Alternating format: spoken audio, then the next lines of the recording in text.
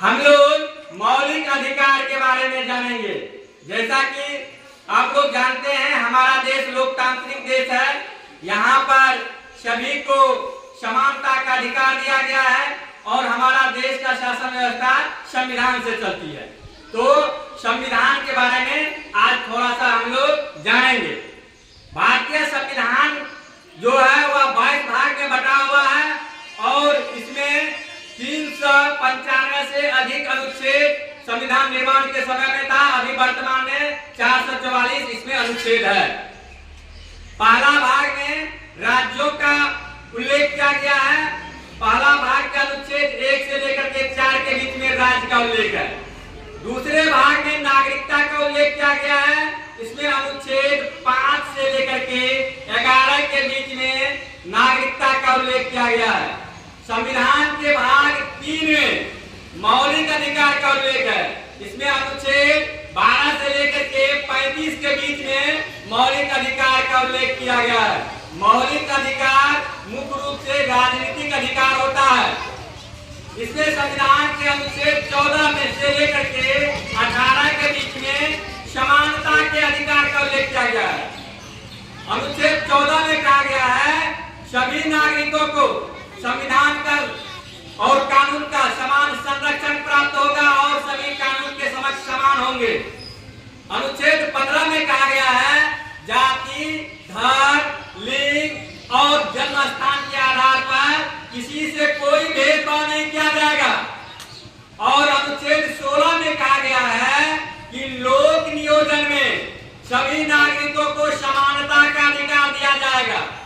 अनुच्छेद 17 में छुआछूत का अंत किया गया है, अर्थात अस्पृश्यता को प्रतिबंधित कर दिया गया है।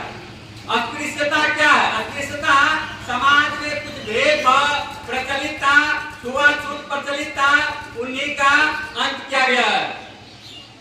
अनुच्छेद 18 में उपाधि का अंत किया गया है और अनुच्छेद 19 काफी महत्वपूर्ण है। इसमें 6 स्वतंत्रता का उल्लेख किया गया है। बोलने का अधिकार अर्थात अभिव्यक्ति की आजादी अनुच्छेद 1 में है, 19 के 1 में। अनुच्छेद 19 के बी में है शांतिपूर्ण हम लोग इकट्ठा हो सकते हैं बिना हथियार के और अपने बातों के संगठित हो सकते हैं। अनुच्छेद 19 के 3 में संगठन बनाने का अधिकार है। 19 के 4 में कि पूरे भारत में हम कहीं भी भ्रमण कर सकते हैं, अर्थात भ्रमण करने का अधिकार है। और 19 के 5 में कहीं भी बसने का अधिकार है और 19 के 6 में कोई भी व्यापार वृत्ति अपनाने का अधिकार है। अनुच्छेद 20 में अपराध के लिए दोष सिद्धि से संबंधित संरक्षण प्राप्त है। और संविधान के अनुच्छेद 21 में प्राण और दैहिक स्वतंत्रता का अधिकार है। इसका काफी विस्तार किया गया है। इसमें संविधान के 86वें संशोधन के द्वारा 6 वर्ष से 14 वर्ष के बच्चों के लिए निःशुल्क शिक्षा की व्यवस्था की गई है। इसी को ध्यान में रखते हुए 2009 में शिक्षा के अधिकार कानून को लाया गया था, आरटीई, जो 2010 में लागू हुआ। अनुच्छेद 22 में कुछ मामले में गिरफ्तारी से संरक्षण प्राप्त है। अनुच्छेद 23 में मानव दुर्व्यवहार पर प्रतिबंध लगाया गया है, जबकि अनुच्छेद 24 में 14 वर्ष से कम उम्र के बच्चों को किसी भी खतरनाक कारखाना में लगाने पर प्रतिबंध लगाया गया है। अनुच्छेद 25 में 25 से लेकर के 28 के बीच में धार्मिक स्वतंत्रता का उल्लेख किया गया है।